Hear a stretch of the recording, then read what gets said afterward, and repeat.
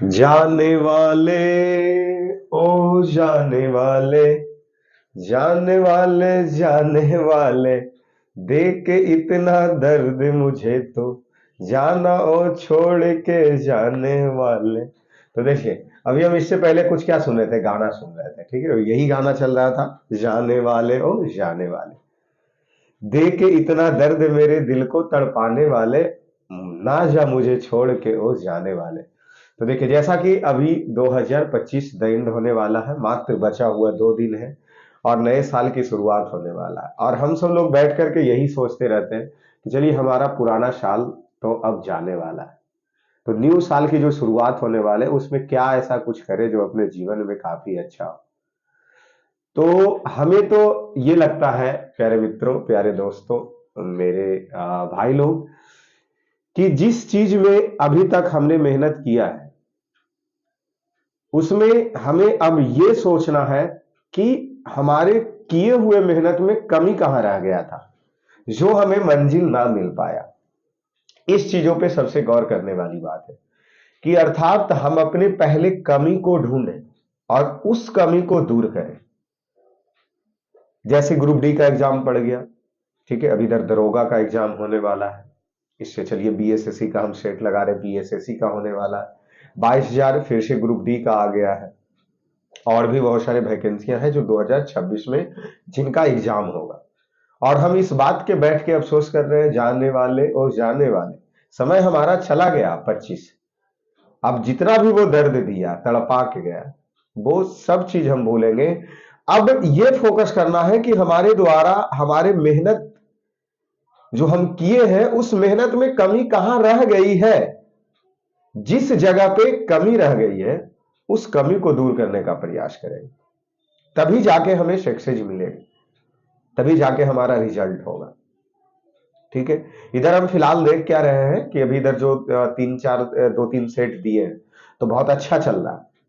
हम कुछ देख रहे हैं बहुत सारे लोगों को कि ठीक ठाक सेट पर टिक रहे हैं। ठीक, अभी अगर ये चीज बहुत अच्छा हमें दिख रहा है और इसीलिए लगातार हम क्लास ले रहे हैं अभी इसका बीएसएससी सेट का, और आज का सेट भी हमारा 2017 में जो एग्जाम पड़ा था वही सेट है ये, जिसमें हम 2 भाग में करके सेट को लेंगे, 75-75 क्वेश्चन का 2 भाग, पार्ट 1 पार्ट 2 करके लेंगे, लगातार एक पार्ट डेली आएगा, ये तो एकदम फिक्स है। ठीक है, क्योंकि अब जो हमारा बीत चुका है समय, जैसे कि हम भी तैयारी किए, हम भी सेटअप किए, अभी 25-24 एक 1.5 साल पिछले 2 साल हो चुके हैं हमारा सभी कुछ का सेटअप का, लेकिन अभी तक कुछ रिजल्ट बहुत कम हासिल हुए हैं। वैसे तो आशीर्वाद आप सब लोगों का काफी अच्छा मिला कि 2000 मेंबरशिप तक अब हमारा पहुंचने वाला है। अगर आप सब लोगों का आशीर्वाद रहेगा और हमारा मेहनत रहेगा आप सबके पीछे तो अवश्य ही अच्छे होंगे। अब हम भी यही चीज सोचते, पीछे वाले सोचने से अफसोस करने से कुछ फायदा नहीं। अभी हम आगे जो हमारे साथ आएंगे, आगे जो 26 साल की शुरुआत हो रही है, जो हमारे द्वारा कमी है, जैसे कुछ लोगों को हिस्ट्री कमी होते हैं, कुछ किन्हीं का साइंस कमजोर होता है, किन्हीं का मैथ कमजोर होता है, किन्हीं का रीजनिंग, किन्हीं का करंट अफेयर, तो उन सब जो पॉइंट्स, जो टॉपिक्स के जो पॉइंट हमारा कमजोर है, सिर्फ फोकस उस पर हम पहले करेंगे। अगर आप सबको ऐसा कोई भी टॉपिक्स अगर है तो वो टॉपिक अवश्य आप कमेंट कीजिएगा, हेल्प हम आपको जरूर करेंगे हमारी तरफ से जितना हो सकेगा। ठीक है, जैसे एक बात तो लेकिन तय दिमाग में बैठा लो, अगर 26 में नौकरी चाहिए तो करंट अफेयर मजबूत चाहिए। एग्जाम कोई भी क्यों ना हो, मन में ये नहीं बैठाना है कि जब नोटिफिकेशन आएगा तब करंट अफेयर की तैयारी करेंगे, नहीं, नहीं मिलने वाला, हमारा एक्सपीरियंस कहता है नहीं मिलने वाला, कुछ नहीं मिलेगा। अगर हम करंट अफेयर की तैयारी अभी से शुरुआत अगर करते हैं तो जो घटना डेली घटित हो रहा है उसके बारे में जानने का प्रयास करेंगे, और इसके लिए हमने सीरीज भी 3 दिन से शुरू कर दी है। उसके बाद उस सीरीज से संबंधित जो भी प्रश्न आए, हिस्ट्री के, ज्योग्राफी के, कहां जगह पड़ रहा है, क्या है, क्यों है, क्योंकि कोई भी चीज अगर इतिहास में घटना घट रही है ना तो नया टेक्नोलॉजी आ रहा है। चलो मान लिया जाए, जैसे black bird, blue black LVM-3 के द्वारा जो सबसे भारी उपग्रह को लॉन्च किया गया। ठीक है, अब हमारे दिमाग में वो बातें तो बैठ गई ना कि लॉन्च इसे किया गया, यूएसए का था, मोबाइल सैटेलाइट था, डायरेक्ट कॉल टू कनेक्टिविटी थी, नेटवर्क की इशू नहीं था। तो जब हम उस चीजों को पढ़े करंट अफेयर के, तब वो आके हमारे दिमाग में सेटअप हुआ। अब इससे करंट अफेयरशिप नहीं मजबूत होगा। वीर बाल पुरस्कार मन दिए गए अभी फिलहाल, टोटल 22 युवाओं को दिया गया। तो अब इससे हम क्या देखेंगे कि वीर बाल पुरस्कार किस लिए दिया गया, किसके यादगार में दिया गया, कौन दिया, कहां दिया। तो इससे हमारा पहले का भी चीज बहुत मजबूत होता है, ठीक है ना। इसलिए हम कहते हैं कि 26 में से करंट अफेयर शुरू कर दो, और उसके बाद दिमाग में ये बैठा हो कि जिस एग्जाम की तैयारी हम कर रहे हैं, जिसका नोटिफिकेशन दिया है उसका सेट लगाए। अगर 2 एग्जाम का हमारा नोटिफिकेशन दे दिया तो अल्टरनेटिव करके सेट लगाएंगे। जैसे अगर किन्हीं का ग्रुप डी अभी एग्जाम नहीं हुआ होगा और बीएसएससी भी फार्म भरा है, तो बीएसएससी के एक सेट मारेंगे एक दिन में, अगला दिन ग्रुप डी का सेट मारेंगे। इसलिए सेट एगो जरूरी है, जो मिल जाए बनाना शुरू कर दो। हमारे जैसे अब हम बिंदास हो गए, ये कभी नहीं सोचते हैं कि लड़कों लोग को क्या पसंद होगा, कौन सा सेट दे, कौन सा चलेगा, कुछ नहीं, जो मिल गया उसको दे देना। जैसे फिलहाल इधर कुछ समय से आप देख रहे होंगे चैनल पे रीजनिंग का भी क्लास आ जा रहा, मैथ का भी आ जा रहा है। अरे भाई मैथ भी तो एग्जाम में आता है ना, तो मैथ का जो मिल गया उससे बनाना है। हमें किसी एक सब्जेक्ट का टीचर नहीं ना बनना है किसी को, अगर बनना है तो सिर्फ एक सब्जेक्ट पढ़ना उस जगह पे, सभी जगह। तो करंट अफेयर डेली, मैथ तो जो पॉइंट्स मैथ है कुल नए चैप्टर बना देंगे। जैसे कि अभी देखिए जल्द ही आने वाला है मैथ के रेल वाला, रेलगाड़ी से संबंधित जितने प्रश्न पूछते हैं उसका हम एक देने वाले 30 प्रश्न का स्पेशल, एकदम ऊपर लो रेल खत्म। इससे पहले कैलेंडर का हम एक वीडियो दिए 20 मिनट में कैलेंडर, आप अपना नाम भूल जाइएगा लेकिन कैलेंडर का डेट निकालना आप नहीं भूलिएगा। तो इसलिए जो पॉइंट्स कमजोर है स्पेशल हम उस पॉइंट्स पे फोकस करें, ठीक है। अभी फिलहाल यहां हम सेट पे आए, अब अपनी सेट की क्या करते हैं, शुरुआत करते हैं। टारगेट कि कम से कम 70 से 75 प्रश्न आज पहुंच जाना। शुरू में प्रश्न हिस्ट्री की, ज्योग्राफी मतलब जीके और जीएस के प्रश्न है। तो अब इस जीके और जीएस में करेंगे क्या कि इस सेट के साथ इसके आसपास इर्द गिर्द के जो भी प्रश्न होंगे उस सबको नचाएंगे। चला नचा लिया जीवन में बहुत, अब हमें इन सभी को नचाना, प्रश्न को नचाना, यूं लट्टू की तरह घुमाना। बहुत हो गया खेला, अब तो खेलना हमें है और आपको है। क्योंकि जब अगर तैयारी हम 3 4 5 6 साल से अगर कर रहे हैं और अभी तक अगर सिलेक्शन नहीं मिला है, इसका मतलब है कि कहीं ना कहीं तो दोष है कुंडली में। साला जिस कुंडली में दोष है उसी कुंडली को दूर करेंगे। इसलिए अब नचाया जाएगा लट्टू की तरह, ठीक है। तो चलिए आइए, और यहां सबसे पहला प्रश्न देखिए। और फिलहाल ये भी देखते हैं कि कुछ लोग ऐसे होते हैं जो शुरुआती क्लास में ठीक ठाक चलते हैं लेकिन क्लास को दंड भी नहीं करते हैं और बाय बाय टाटा सीओ हो जाते हैं। भाई इसी वजह से रिजल्ट रुकता है, इसी वजह से। सेट मारना शुरू किए, 15 क्वेश्चन मारे, 20 क्वेश्चन मारे, मन में नानी मौसी दादी के पूरा कहानी याद आने लग गया, बंद करके चल दी। अरे पूरे कंप्लीट करो, क्योंकि हम अक्सर देखते हैं वीडियो में कि शुरुआत का रेंज एकदम हाई जाता है, लास्ट वाले में डाउन हो जाता है। मतलब उसमें मौसी नानी दादी, अब जो कहिए, श्री देवी का आ गया कांटेक्ट, फोन आ गया, मैसेज आ गया, छोड़ के बंद उन करके चल दिए उन्हें, ठीक है ना। तो चलो शुरुआत करते हैं और लास्ट तक टिकना। प्रश्न एक नहीं 1000 प्रश्न करेंगे एक साथ। जैसे यहां देख लीजिए, नेशनल हेराल्ड समाचार पत्र किसने प्रारंभ किया था। देखिए ये क्या आपको क्या बुझाया ये कि प्रश्न कहां से दिया, समाचार पत्र से दिया। ये क्वेश्चन में कहां से दिया, समाचार पत्र से दिया। प्रश्न पूछा नेशनल हेराल्ड समाचार पत्र किसने प्रारंभ किया, पंडित जवाहरलाल नेहरू के द्वारा। एक बात बताइए, क्या हमारा फर्ज नहीं बनता है, नहीं फर्ज बनता है कि और भी जो महत्वपूर्ण पत्र है उस पत्र को हम कंप्लीट कर ले।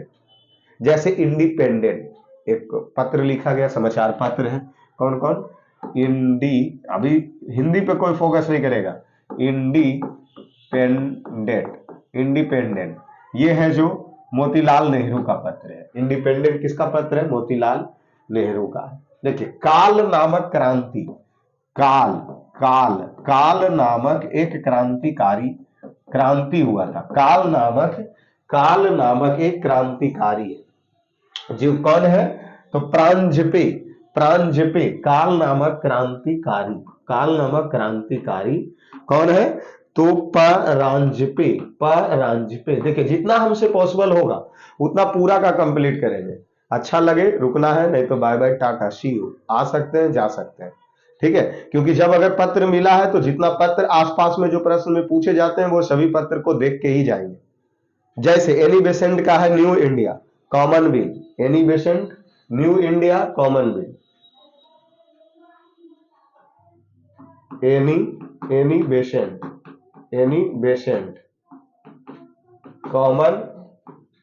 कॉमनवेल्थ और कौन इंडिया, न्यू इंडिया। इसको एक बार नहीं 2 बार रिपीट करेंगे। एनी बेसेंट का कॉमनवेल्थ न्यू इंडिया। प्रश्न पूछेगा न्यू इंडिया समाचार पत्र किसने लिखा, एनी बेसेंट। कॉमनवेल्थ किसने लिखा, Annie Besant. Independence Motilal Nehru. Jawaharlal Nehru के द्वारा कौन से लिखे गए हैं समाचार पत्र, नेशनल हेराल्ड समाचार पत्र। ऐसा नहीं लग रहा, देखो इसको हम याद करवाने का प्रयास आपके करते हैं। पंडित जवाहरलाल नेहरू, अरे हेराया नहीं है, पहला प्रधानमंत्री बना, Herald Pandit Jawaharlal Nehru, Herald Pandit Jawaharlal. Independence खुद के ऊपर रहना है, मोतीलाल नेहरू, पंडित जवाहरलाल नेहरू के बाबूजी, वो खुद का है इंडिपेंडेंट, मोतीलाल नेहरू। हेराल्ड हेराना नहीं है, Pandit Jawaharlal Nehru. New India Annie Besant, Commonwealth Annie Besant. Somnath एक बहुत अच्छा समाचार पत्र है, सोमनाथ ईश्वर चंद्र विद्यासागर, सोमनाथ ईश्वर चंद्र विद्यासागर।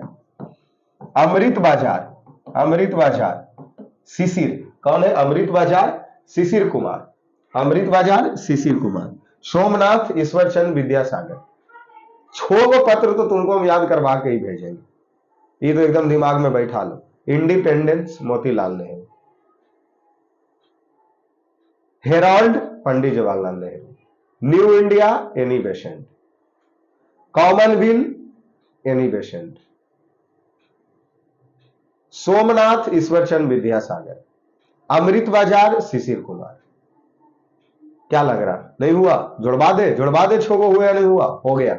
अब इसको कहीं लिखने की आवश्यकता नहीं है, हम एक बार पढ़ लिए ना, अगला बार जब हमारा सेट में आएगा उस समय फोकस करेंगे। अरे तेरी के न्यू इंडिया एनी बेसेंट था, कॉमनवेल्थ एनी बेसेंट था, independence Motilal Nehru, Herald Pandit Jawaharlal Nehru, Somnath Ishwarchand Vidyasagar, Amrit Bazar Shishir Kumar.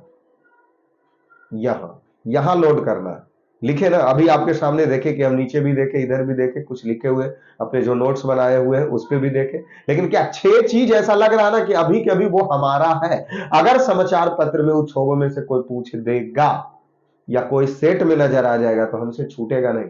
Set मारने से ये फायदा होगा, एक प्रश्न में 7-8 प्रश्न हमें कंप्लीट करना, ठीक है।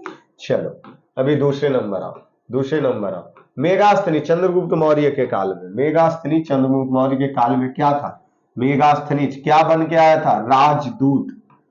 मेगास्थनीज, देखो एक बात जानते हो ना, मेगास्थनीज का एक पुस्तक है, मेगास्थनीज का एक पुस्तक है, कौन सा पुस्तक, जल्दी से सोचो। मेगास्थनीज ये किसका राजदूत था, ये इसका किसका राजदूत था, ये किसके दरबार में आया था, दरबार में किसका आया था, चंद्रगुप्त मौर्य के दरबार में आया था, चंद्रगुप्त मौर्य के दरबार में आया था। किसका राजदूत था, सेलुकस निकेटस के राजदूत थे, सेलुकस निकेटस के क्या थे, राजदूत थे। कौन सी पुस्तक लिखा, इंडिका पुस्तक। देखो यही पुस्तक में हमें क्या जानकारी मिलती है, इंडिका पुस्तक में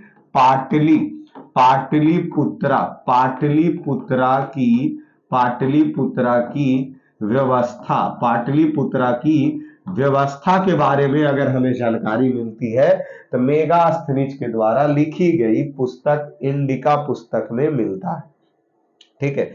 देखिए पाटलिपुत्रा को पाली ब्रोथा कहा गया है इस पुस्तक में, इंडिका पुस्तक में पाटलिपुत्रा को पाली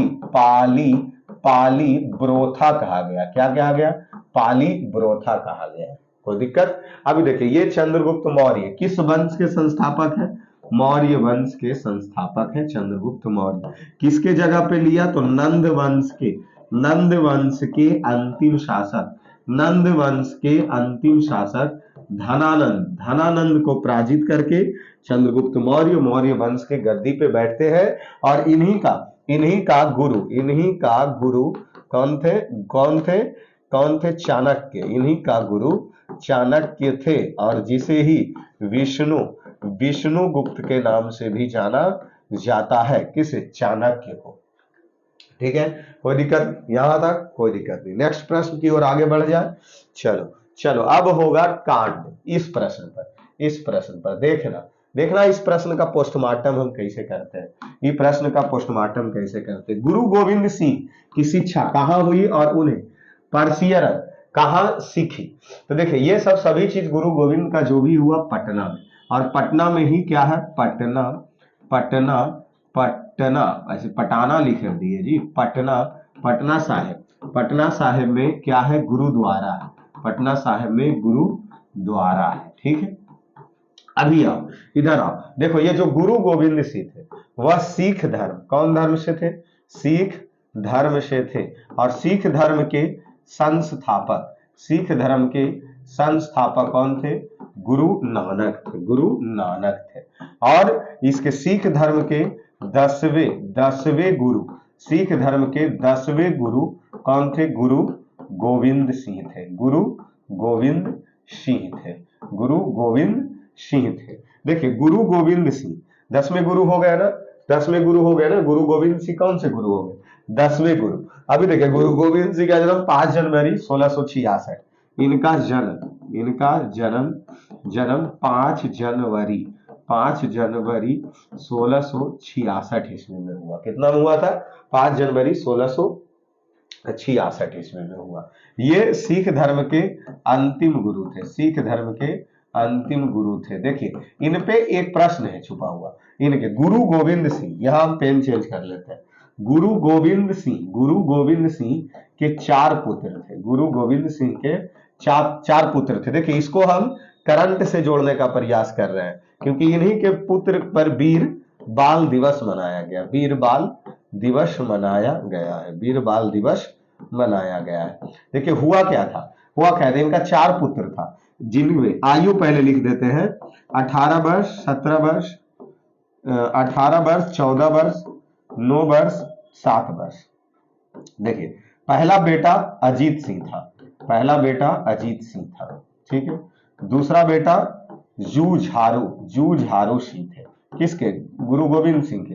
और ये था जोरावर सिंह। और इसके चौथे पुत्र का नाम फतेह सिंह था।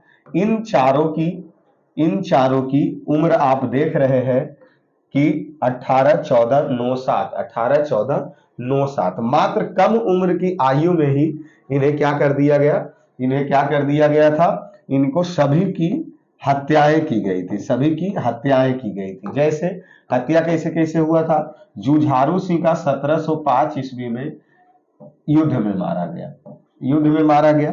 फतेह सिंह धर्म परिवर्तन के कारण जब इनको कहा गया कि तुम धर्म परिवर्तन करो तो ये नहीं माने, तो इनको दीवार में चुनवा दिए गए। सरहिंद में। कहा चुनवा दिया गया? सरहिंद में। इनको कहां पे? किनको? फतेह सिंह को कहा चुनवा दिया गया? सरहिंद में दीवार में चुनवा दिया गया।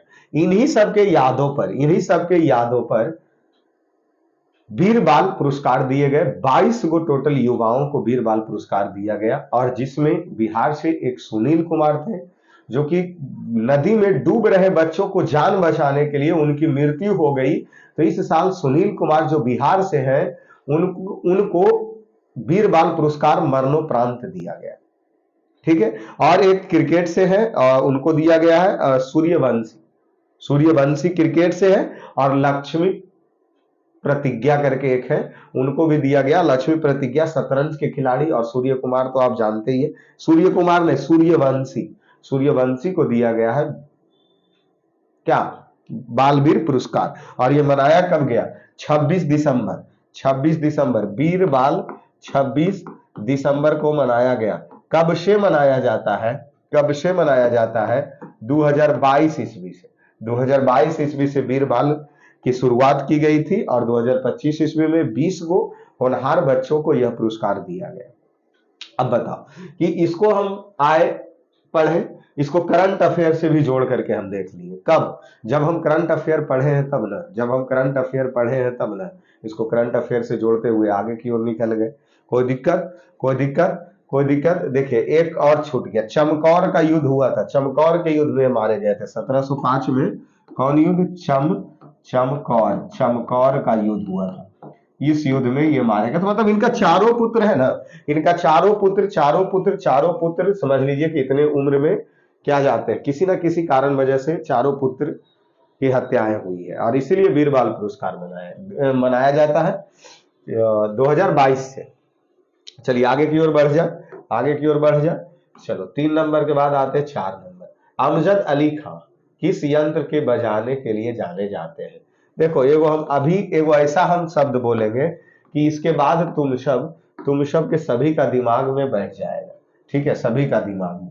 जैसे देखो इसमें है कौची कौची दे ले, पहले सरोद, पहले सरोद, तो कुछ सरोद बजवे वाला व्यक्ति, फिर सारंगी, सारंगी बजवे वाला व्यक्ति, फिर सितार, सितार बजवे वाला व्यक्ति, और फिर है तबला। इसमें से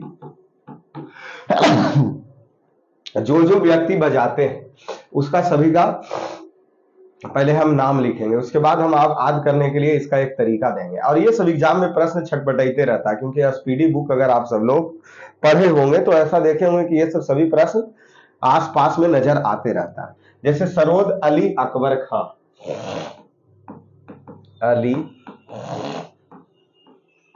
अकबर खां पहले हमें लिखने देना है, उसके बाद देखिए हम आपको बता देते हैं। अली अकबर खां, अमजद अली खां, अमजद अली खां, अमजद अली खां। देखिएगा सबके नाम के पीछे खां खां आएगा। अलाउद्दीन खां, हामिद खां, अलाउद्दीन खां, हामिद खां, अलाउद्दीन खां, हामिद खां। क्या आपको नजर आ रहा, सब खां आया या नहीं आया। एक स्पेशल व्यक्ति है मुकेश शर्मा, मुकेश शर्मा, ये सब सरोद। अब एक बात बताओ, सरोद सब में खान आ रहा, खां खां खां। अमजद अली खान है, खान नहीं है, खान है। तो अगर खां तो उसको सरोद में ले जाके गिराना है। जैसे देखो हम सारंगी में लाएंगे ना, तब तुमको पता चलेगा। नारायण विनायक, नारायण, नारायण विनायक, नारायण विनायक। और कौन है, सुल्तान, सुल्तान खान, सुल्तान खान, अब्दुल, अब्दुल रहीम खान, अब्दुल रहीम खान, अहमद, अहमद, अहमद खान, गुलाम, गुलाम खान, गुलाम खान, गोपाल, गोपाल मिश्र, गोपाल मिश्र, गोपाल मिश्र। देखिए सितार में तो ये तो जानते ही पंडित रविशंकर, इनका तो एकदम फेमस ही है।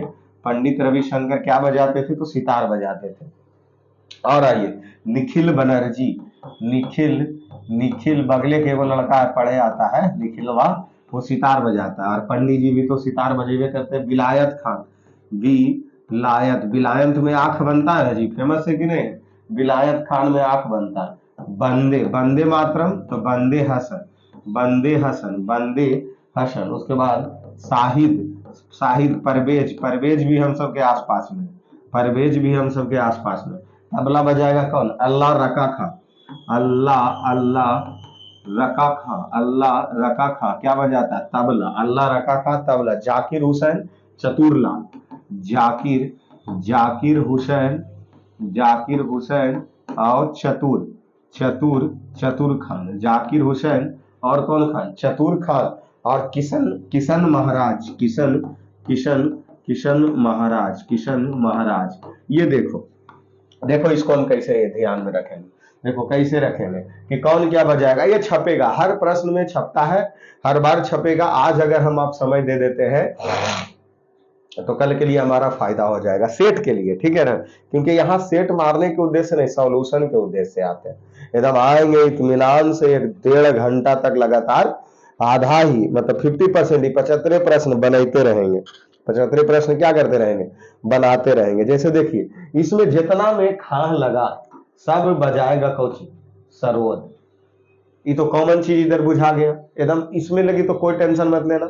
सरोद नाम में जैसे इसमें सरोद खां लगल रहेगा, सरोद खां लगल रहेगा। कौन, अकबर अली अलाउद्दीन हामिद मुकेश, अकबर अली अलाउद्दीन हामिद, एक शर्मा जी है, मुकेश शर्मा। तो अगर खां लगल रहे तो वो सरोद बजाएगा, खां लगल रहे तो क्या बजाएगा, सरोद। सरोद के बाद सारंगी, सारंगी फूकेगा तो उसमें खान रहेगा, उसमें खान रहेगा, खान सर सारंगी बजाएंगे, खान सर सारंगी बजाएंगे। ये तो दिमाग में रहेगा ना, जैसे पढ़ाते पढ़ाते नहीं एकदम समझ लो कि पूरा जब मुड़िया जाते हैं, जब मिजाज में आ जाते हैं, एकदम खाना पीना सब कुछ छोड़ देते हैं। खाना पीना क्या कर देते हैं, एकदम सब कुछ छोड़ देते हैं, एकदम सूर में जब आ जाते हैं तब सारंगी, सूर से सारंगी आने, सरोद में सब खा, सारंगी में सब खान रहेगा। ठीक है, नारायण विनायक और गोपाल मिश्र, एक स्पेशल इसमें देख लीजिए, गोपाल मिश्र। अब इन्हें आ जाइए, सितार में तो हम सब जानबे करते हैं पंडित रविशंकर, तब पंडित एगो बगले के लड़का हमारा तरह जो निखिल है, अब परवेज भी बगले के, ठीक है ना, परवेज भी, तो पंडित जी और निखिल और परवेज, ये सब है जो कुछ बजाएगा, सितार बजाएगा।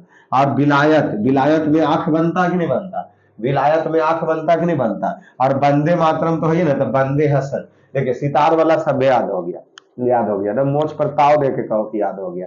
पंडित रविशंकर, निखिल बगले के वो है, परवेज भी बगले के है, विलायत में आंख बनता है, विलायत में आंख बनता कि नहीं बनता, परवेज लिए लिए, निखिल लिए लिए, तो बचा को बंदे मातरम, तो बाकी तो 5 वो ऐसे ही याद हो गए। तो हम याद करके ही हटेंगे, याद करके ही हटेंगे, ठीक है ना। सितार, सितार पंडित रविशंकर, निखिल, परवेज, बंदे और विलायत, जहां आंख बनता है, इन्हें जो खान रहेगा, वो खान रहेगा, वो क्या बजवेगा, सरोद बजवेगा। खान रहेगा जो सारंगी, खा, खा और खान, तो खा रहेगा जो सरोद, और सारंगी एकदम रंग में भंग जाना है खान से, तो खान, अलाउद्दीन खान, ठीक है ना, कोई भी खान लगे रहे, अब्दुल रहीम खान, अहमद खान, गुलाम खान, तो दम खान है तो दम रंग में रंग जाना है, सारंगी, सरोद में खा रहेगा, सितार वाला लपेटिए लिए। आप बच्चा कौन, तबला, ठोक ठाक दो, तबला, अल्लाह रका खां, जाकिर हुसैन, चतुर खान, किशन महाराज, किशन महाराज, किशन महाराज, अल्लाह रका खां तबला बजाते थे, तबला, अल्लाह रका खां तबला बजाएंगे, जाकिर हुसैन तबला बजाएंगे, अल्लाह रखा खां तबला, जाकिर हुसैन तबला, चतुर खान तबला और किशन महाराज भी तबला। अब ये प्रश्न जब दोबारा आएगा कभी, तब वहां पर हम आपको बताएंगे कि वास्तविक चीज जो हम पढ़े हैं वो वास्तविक में जच रहा है या नहीं जच रहा है, वो सेट में जब मारेंगे तब पता चलेगा। चलो आगे चलते हैं। चलिए, अब अबेकस की खोज इस दौरान हुआ था।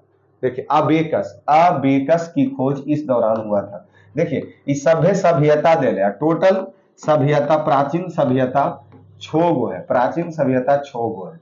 जैसे एगो तो भारत में ही हो गया, भारत में ही हो गया सिंधु घाटी सभ्यता, सिंधु घाटी सभ्यता, सिंधु घाटी सभ्यता। जैसे सिंधु सभ्यता काल में मिला था या कहाँ मिला था, उसका आंसर देखेंगे।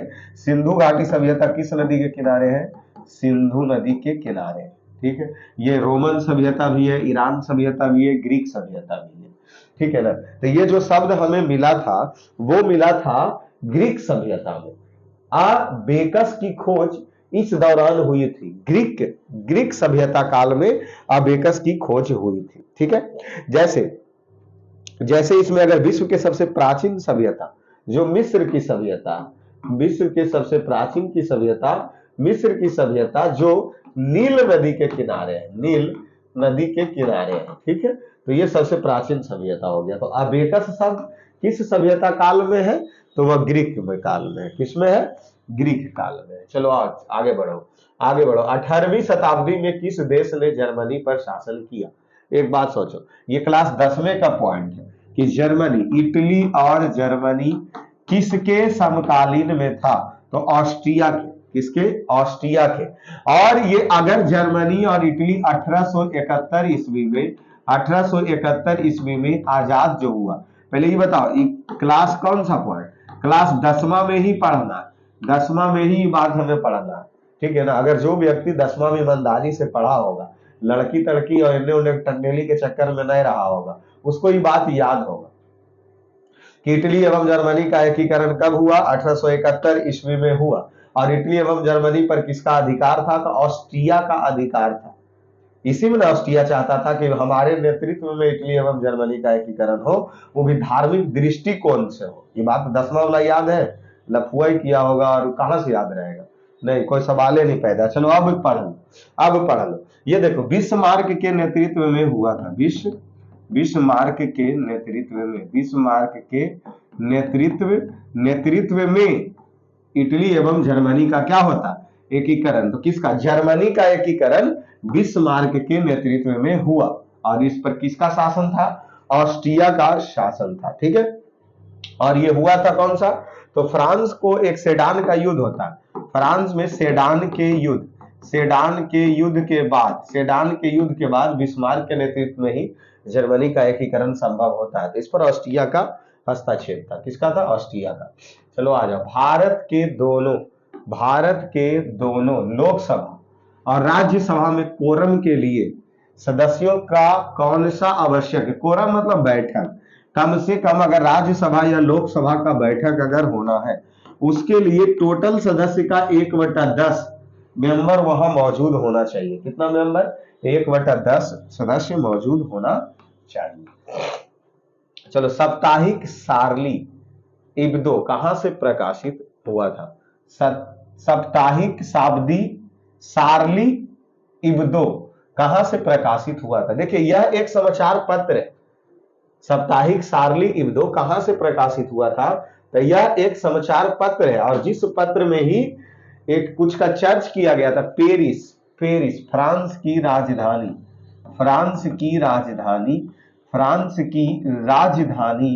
राजधानी पेरिस से साप्ताहिक सारली इब्दो प्रकाशित हुआ था। यह हुआ क्या था कि हमला हुआ था, आतंकवादी द्वारा हमला किया गया था सारली इब्दो पत्रिका के कार्यालय पर। ये साप्ताहिक पत्र छापता था, नहीं समझ रहे हैं? ये पत्र छापने वाला एगो कार्यालय है, और इसी कार्यालय पर आतंकवादी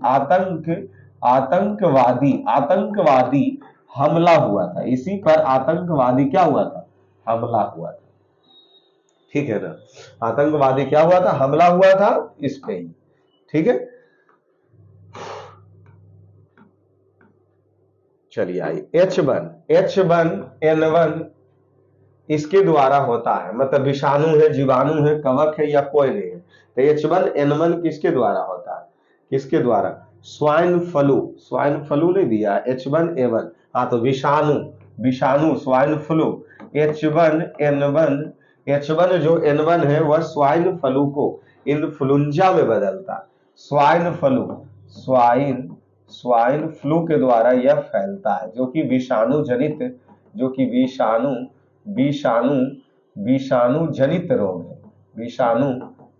रोग है, ठीक है ना। एक और ऐसे में पूछता है, H5N1 जो बर्ड फ्लू है, H5N1 इसको हम सब बर्ड फ्लू के नाम से जानते हैं, ठीक है। तो ये हमारे बायो के प्रश्न हो गए। H1N1 विषाणु।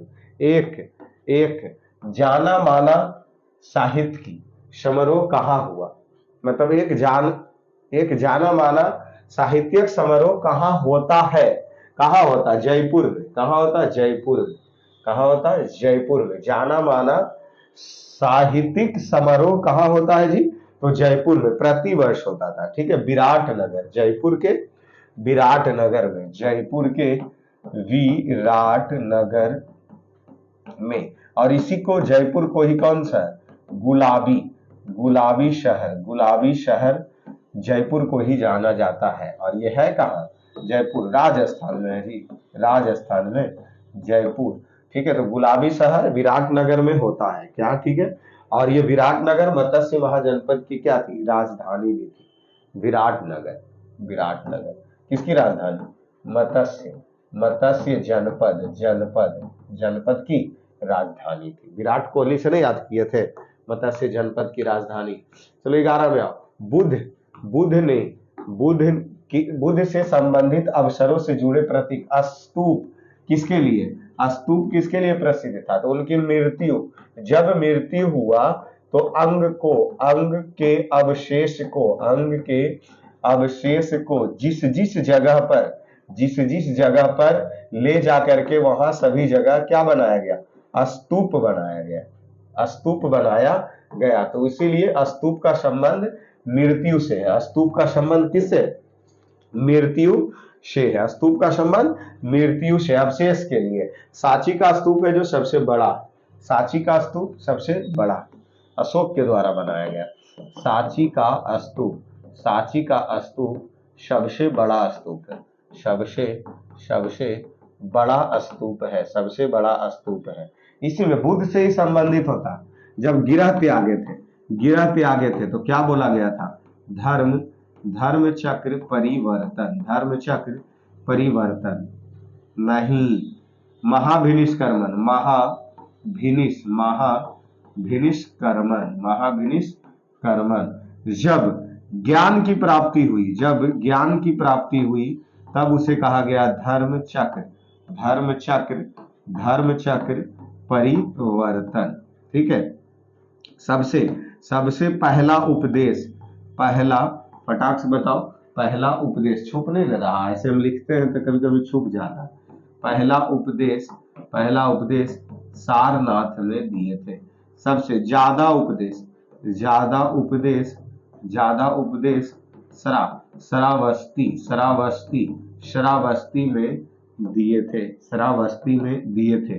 कितनी वर्ष की आयु में घर त्यागे थे, 29 वर्ष की आयु में क्या किए थे, घर त्यागे थे। ठीक है। जन्म का प्रतीक कमल, जन्म का, जन्म कमल। पहला उपदेश धर्मचर्य चक्र परिवर्तन, गिरह त्याग, महाभिनिष्कर्मण। ठीक है। चलो आगे चलो, आगे चलो। गुप्त वंश का अंतिम शासक कौन था, गुप्त वंश का अंतिम शासक विष्णुगुप्त, अंतिम शासक विष्णुगुप्त थे। तो 12 का क्या हो जाएगा, 12 का बी हो जाएगा। और गुप्त वंश के संस्थापक कौन थे, श्री गुप्त, गुप्त वंश के संस्थापक। देखो गुप्त वंश से क्या क्या प्रश्न पूछता है, जो समझो, जो समझो। गुप्त वंश, ठीक है ना, गुप्त वंश के अगर इसका संस्थापक पूछे, संस्थापक पूछे, संस्थापक श्री गुप्त, इसका अंतिम शासक, गुप्त वंश का अंतिम शासक विष्णु गुप्त। फिर अगर प्रश्न पूछ दे, प्रश्न पूछ दे आपसे कि गुप्त वंश के वास्तविक संस्थापक कौन है, चंद्रगुप्त, और इसका महान शासक कौन है, तो चंद्रगुप्त द्वितीय। प्रश्न दो चेंज होगा, सुनना कि यहां पूछेगा क्या कि इसके वास्तविक, वास्तविक, वास्तविक संस्थापक कौन थे, वास्तविक संस्थापक कौन थे, चंद्रगुप्त, चंद्रगुप्त प्रथम। पूछेगा इसका महान शासक कौन था, महान शासक कौन था, चंद्रगुप्त, चंद्रगुप्त द्वितीय, चंद्रगुप्त द्वितीय। तो ये आप गुप्त वंश से इन सब चीजों को क्या रखिए, ध्यान रखिए। गुप्त वंश से इसी सब चीजों को क्या रखना है, तो सभी को ध्यान रखना है गुप्त वंश से। चलिए आगे बढ़े। देखिए इसी में समुद्रगुप्त को भारत का नेपोलियन कहा था, याद है, समुद्रगुप्त को भारत का नेपोलियन कहा था। किस्मत ही खराब है, चला फोन 20% का लग रहा मैसेज दिया, कोई बात नहीं, अभी चलेगा, चलेगा। इसमें देखिए कौन कहा था, कौन कहा था, Vincent Smith, Vincent Smith, Vincent Smith क्या कहे थे, समुद्रगुप्त को, समुद्रगुप्त को, समुद्रगुप्त को क्या कहा गया था, भारत का, समुद्रगुप्त को कहा गया था भारत का नेपोलियन, भारत का नेपोलियन। किसे कहा गया था, समुद्रगुप्त को, भारत का नेपोलियन समुद्रगुप्त। चलिए किसने, दाऊद को पटना, और दाऊद एक व्यक्ति है जिसको पटना और हाजीपुर से खदेड़कर बाहर कर दिया था। कौन किया था, शायद अकबर। 13 का डी, 13 का डी। चलिए 13 का डी, ये दोनों व्यक्ति पटना में क्या किए, दाऊद क्या किया था, पटना में जब अकबर का शासनकाल चल रहा था दिल्ली मुगल वंश में, तो दाऊद के द्वारा यहाँ पे आंदोलन किए गए, जिसको उसको खदेड़ के पटना से, पटना हाजीपुर से उन्होंने खदेड़ करके बाहर कर दिया गया था। किसको, दाऊद को। चलिए, अकबर के राज दरबार में कितने रत्न थे, 9 रत्न। अकबर के दरबार में 9 रत्न, समझे ना। अकबर बीरबल की कहानी सुने हैं आप या नहीं सुने, अकबर बीरबल की कहानी सुने हैं कि नहीं सुने। देखिए, चंद्रगुप्त द्वितीय, चंद्रगुप्त जो द्वितीय है, चंद्रगुप्त द्वितीय, ये कौन से वंश से, ये कौन वंश से, पहले ही बताओ कौन वंश से। तो गुप्त वंश के महान शासक, गुप्त वंश के महान शासक थे चंद्रगुप्त द्वितीय। इसके भी दरबार में 9 रत्न रहता था। चंद्रगुप्त द्वितीय के भी दरबार में कै रत्न रहता था, 9 रत्न रहते थे। देखिए, और इसमें दिमाग बैठाइए, शिवाजी के दरबार में अष्टप्रधान रहता था। शिवाजी के दरबार में अष्टप्रधान और एक कृष्णदेव राय, दो गो कैसे याद रखना, कृष्ण देव राय, मतलब यहां से दिमाग में बैठा लीजिए कि अष्टप्रधान किनके दरबार में रहता था। 8 गो प्रधान मतलब तो समझे, 8 गो विचारक, तो अष्टप्रधान 2 गो, शिवाजी और कृष्णदेव राय, शिवाजी और कृष्णदेव राय, नहीं दिमाग में रहेगा। शिवाजी के दरबार में अष्टप्रधान रहता था, कृष्णदेव राय के दरबार में अष्टप्रधान रहता था। 9 रत्न किसके किसके दरबार में रहते थे, तो एगो अकबर और दूसर का चंद्रगुप्त द्वितीय के दरबार में 9 रत्न रहते थे। ठीक है, चलो आगे बढ़ो। चलो 15 नंबर प्रश्न आ जाओ। गोवा से पूर्व पुर्तगाली की भारत की कौन सी राजधानी थी, कोच्चि। क्योंकि जो गोवा सबसे पहले देखो, भारत में प्रथम व्यापारी, ये है भारत में प्रथम अगर कोई व्यापारी आया था तो वो कौन आया था, पुर्तगाली आया था। कौन आया था, पुर्तगाली आया था, जो कि पुर्तगाली से ही 1498 ईस्वी में ना वास्को डी गामा आए थे। ठीक है, आकर के चले गए। लेकिन 1502 ईस्वी में एक व्यापारी आता है और अपनी पहली फैक्ट्री कोचीन में क्या करता है, स्थापित करता है। पहली फैक्ट्री कोचीन में स्थापित करता है, जिसका नाम क्या दिया गया, जिसका नाम क्या था, कौन, अल्बुकर्क है। हाँ, अल्बुकर्क, सही सोच रहे थे,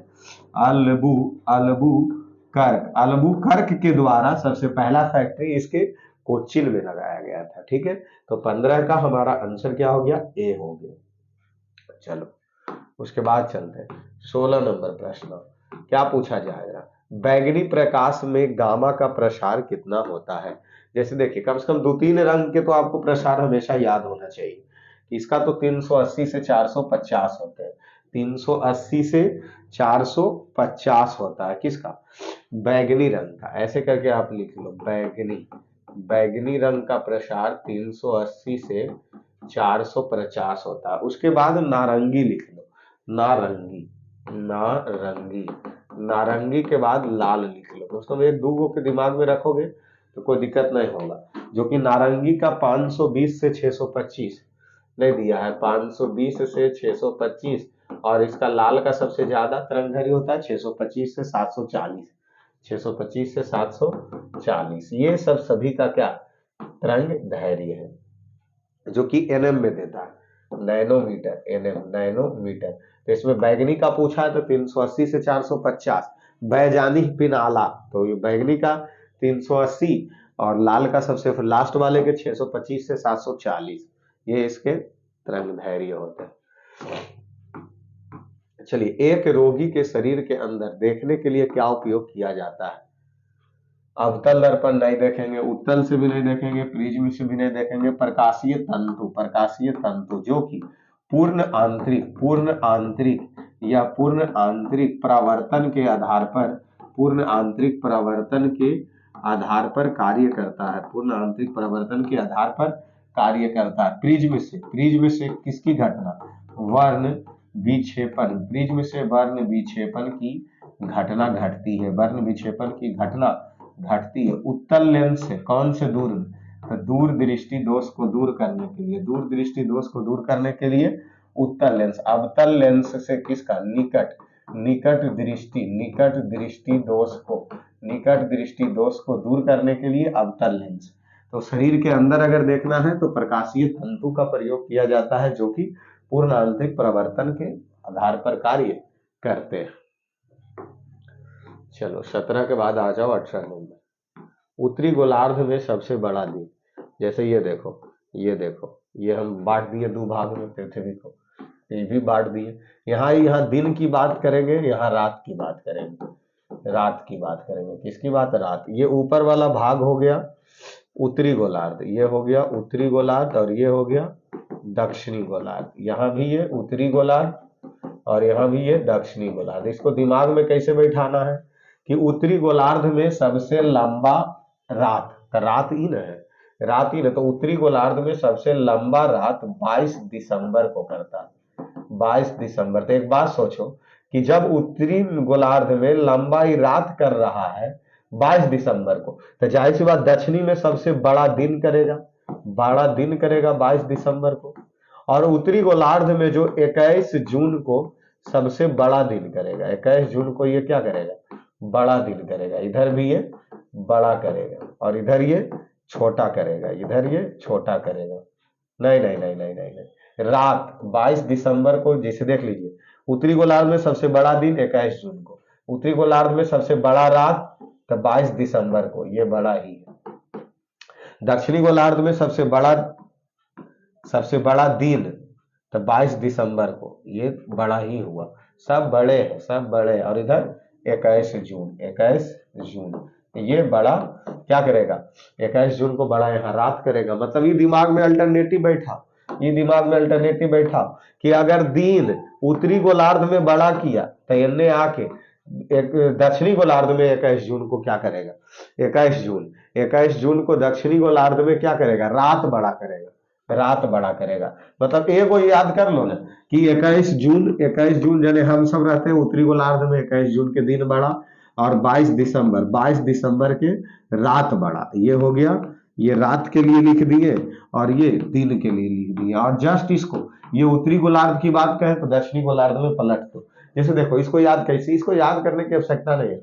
गर्मी के दिन जून के महीना में हम सब के यहाँ दिन नहीं बड़ा करता है, तब अंधेरा होता है 6 बजे के, एकदम 7 बजे 6:45 में जून में। तो 21 जून को हम सब उत्तरी गोलार्ध में तो दिन बड़ा कर दिया, तो हम सब यहाँ सबसे छोटा दिन तभी 22 दिसंबर, जो दिसंबर महीना चल रहा, तो सबसे छोटा दिन करेगा। इसी का जस्ट अपोजिट उलट दीजिए दक्षिणी गोलार्ध में, कि दक्षिणी गोलार्ध में सबसे बड़ा दिन कब करेगा?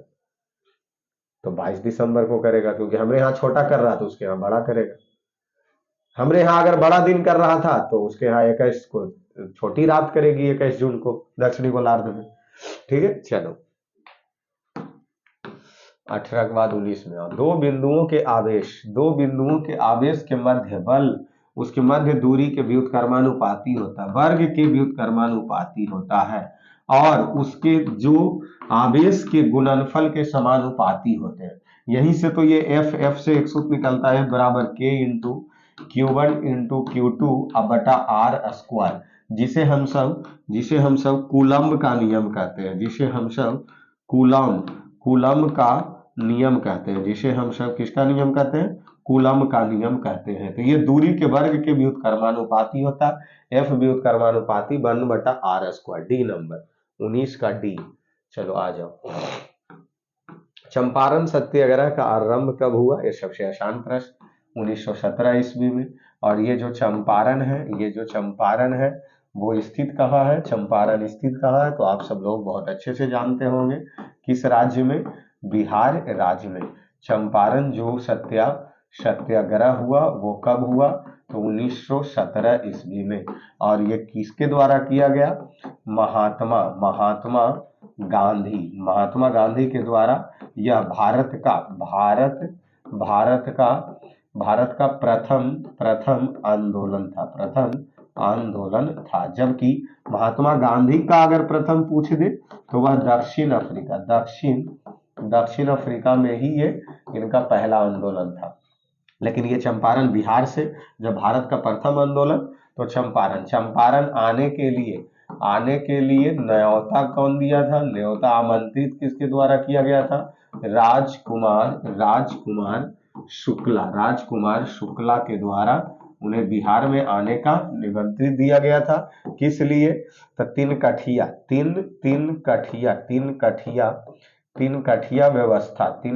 व्यवस्था दूर करने के लिए इसमें क्या था? तीन कठिया व्यवस्था में अंग्रेज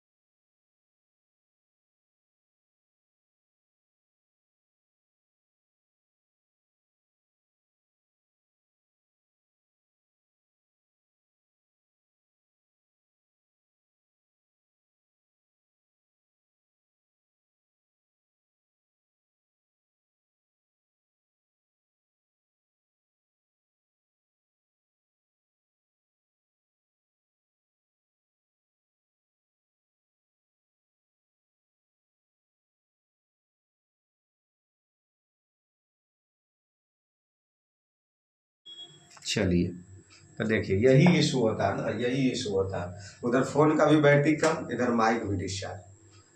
ठीक है, चलिए, लेकिन हमें ये उम्मीद है कि अभी ही जस्ट बंद हुआ ही होगा, लास्ट में ही बंद हुए होंगे जब खींचना शुरू किए होंगे।